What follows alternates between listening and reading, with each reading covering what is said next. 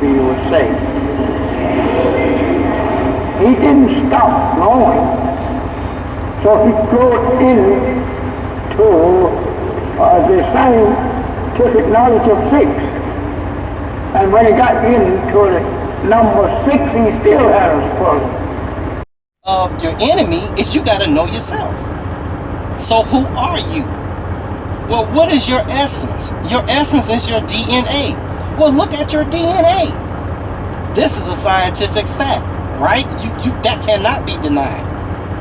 So, but what is the number of your DNA, black man? What is the number of it? Well, let's see. What would happen if we took your DNA and stretched it out? What would be its measure? According to the McGraw-Hill Encyclopedia of Science and Technology, if your DNA is stretched out, it will form a very thin thread about 6 feet long. Therefore, your DNA number is 6. He was saved. He didn't stop growing, so he grew into the scientific knowledge of 6. And when he got into the number 6, he still had a problem. White man was locked up inside of us like a gene in a bottle. Okay, so I got a little distracted. So the white man was locked up inside of us like a gene in a bottle. And you're the bottle. Okay? Now, the Holy Qurans call him the jinn. Okay? Well, what happened? What did Yaqub do? He started separating the white man from us by grafting him out of our genes. After 200 years, the Japanese man or the brown man appeared. After another 200 years, the Chinese man or the yellow man appeared. And then after another 200 years, the white man appeared. So it took 600 years to make him. Then God gave him 6,000 years or 6 days to do his work or rule the planet. And since he was replicated from our DNA, his DNA is 6 feet long as well. So now you can count the 6s. 600 years to produce the white man. He will have 6,000 years of 6,000 years of authority to rule planet Earth. And his very essence, his DNA number is 6. So the beast number is 666. He has the number of a man. He was saved. He didn't stop growing, so he grew into the scientific knowledge of 6. And when he got into the number 6, he still had a problem. Honorable Elijah Muhammad said that the white race was given a 60-year extension of time before their end would come. Well, the Omega, or the end, the Omega appeared in 1973. And the Honorable Elijah Muhammad announced that the Savior had arrived. 1973 is approximately 60 years after 1914. Okay, this was revealed in the Theology of Time lecture. Theology of time means the study of the God of time. Planetarily, the God of time is Saturn. The ritual of the pilgrimage to the Black Stone in Mecca is also known as the cult of Saturn. Even right now, we're on the winter solstice. In the time of the Romans, the time that I'm teaching you now on the rise of the Black Messiah or the rise of the sun, the Romans called this time of year we in now Saturnalia. This is Saturnalia. Moving on. The Hebrew or Persian pronunciation for the planet Saturn is Kevan or Kevin. The God of time, the Alpha and Omega, the Son of Man name is Kevin. The axial tilt of the planet Saturn is 26.73. Kevin was born Monday, March 26, 1973. Yaqub, the maker of white people, started making, starting 6,600 years ago, counting back from 1914. Let me say that again. Let me say that like this. Yaqub, the maker of white people, was born 6,600 years ago from 1914. So when the end of the white people's time came in 1914, their period of time to rule was 6,000 years. And 6,600 years before this time, that's when their God, Yaqub, was born.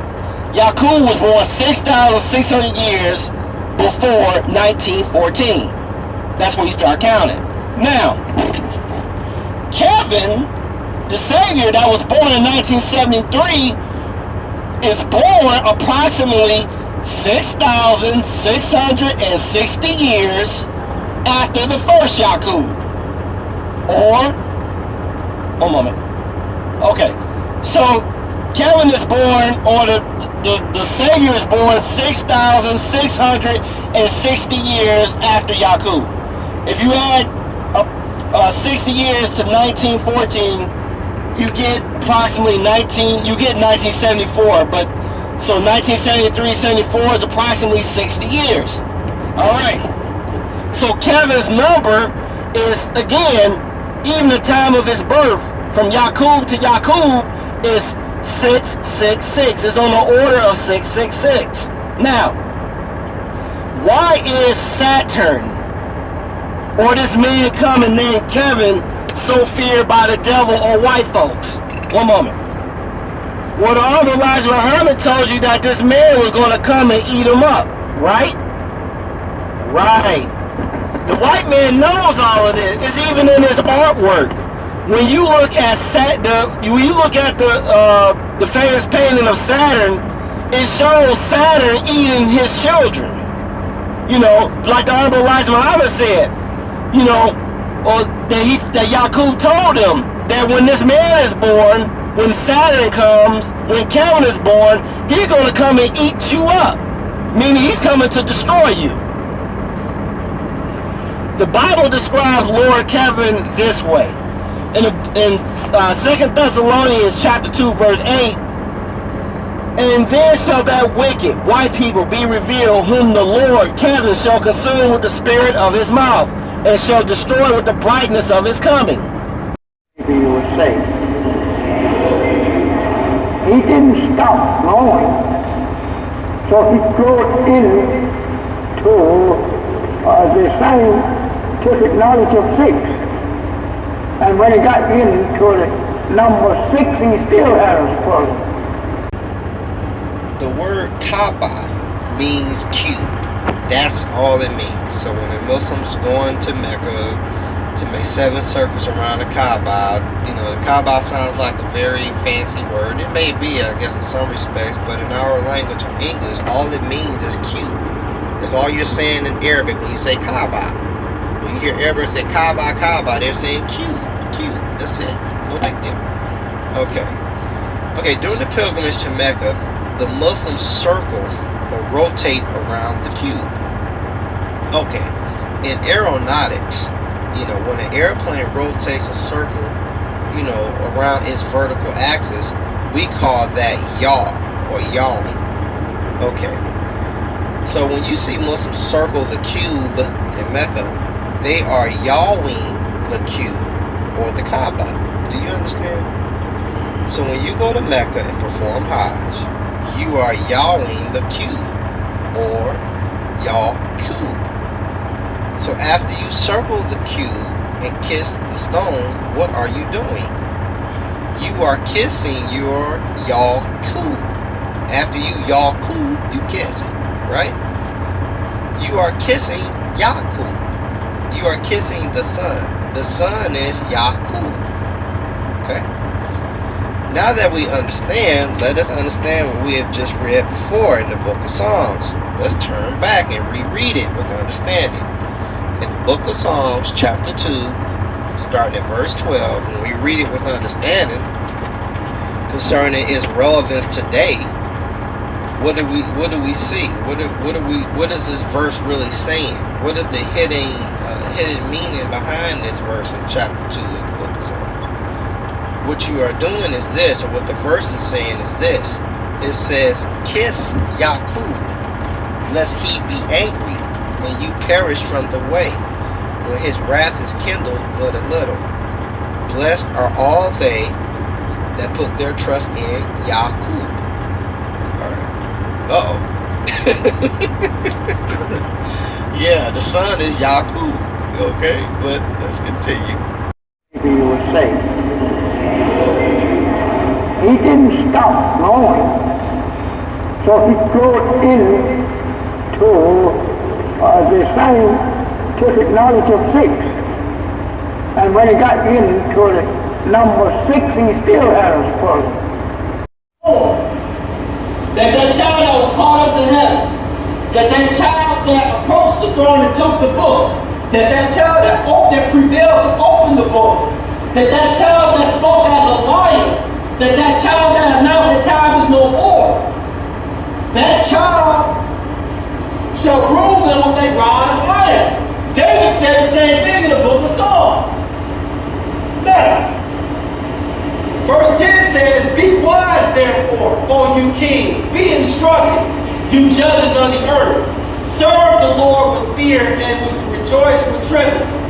Kiss the Son, this is the 12th verse. Kiss the Son, lest he be angry, and you perish from the way when his wrath is kindled but a little. Blessed are they that put their trust in him. So here in the 2nd chapter of the book of Psalms, in the 12th verse, David says, kiss the Son, lest he be angry, you perish. What are they doing there? They go to Mecca, then they 7 circles around the Kaaba, and they kiss or blow a kiss at that stone, that black stone. When Imam Muhammad went to Mecca, he said, I made 7 circles around that stone. He said, I kissed the stone. He said, but I did not like to kiss it because I know what it means. He said, I was afraid to tell them that that's me there you're talking about. The Honorable Elijah Muhammad was a black man from America. The Honorable Elijah Muhammad was a black man who was dead, who was raised to life in America. He was one of us. And he said that black stone is talking about you and me. He said, I'm afraid to tell him. So David said, kiss the Son, lest he be angry, you perish from the way. In Mecca, they made 7 circles around that stone. That's symbolic. Because in the 7,000th year, the black man is going to return to power. And you must kiss the Son, lest you perish. You must show respect. You must bow to this black man that's going to come in the 7,000th year. That's the meaning behind the ritual of the pilgrimage to Mecca. Now, David said, kiss the Son, lest he be angry and you perish from the way. What did the Revelator say about that child, that black man that's going to be born in the last day? What did he say was going to happen when he received power?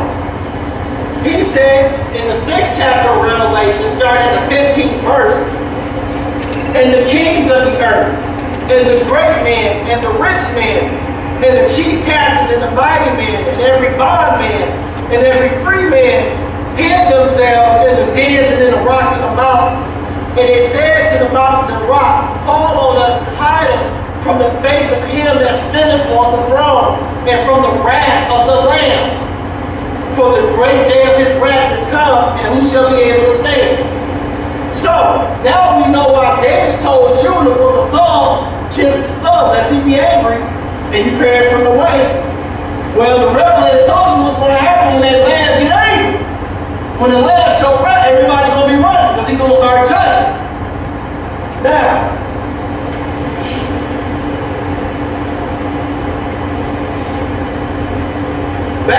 back to the cube in Mecca. You notice that cube, they made a circle around it, or a horizontal circle around the cube. And they do it 7 times, right? Right? Okay. Have anyone in here ever flown an airplane? Not flown, rode an airplane. Okay, now, if you're in an airplane, say my hand is an airplane, okay? In aeronautics, if the plane is flying this way and it turns this way, it's called the roll of the plane. Like it turns, like it rolls, right? That's called the roll. You understand?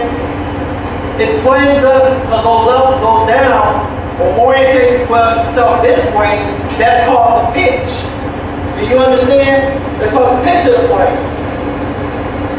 If the plane turns like this, turns around like that, or turns that way, that's called the yaw. Y-A-W of the plane. That's called yaw. So you have pitch, you have roll, and you have yaw. Do you understand? Okay. In Mecca, they have a cube. Okay? There's a cube. They made 7 circles around a cube. Okay? Now, what are they doing to that cube? Or, what are you looking at when you observe the pilgrimage to Mecca? When they are circling the cube or the Kaaba, when they're making circles around it, they are yawing the cube. Because if you're going that way around the cube, this is called yaw. We know that from aeronautics. So when the Muslims are going around the cube, they are yawing the cube. Do you understand? So what are you looking at when you look at this observance of the black stone in Mecca? You are looking at y'all cube.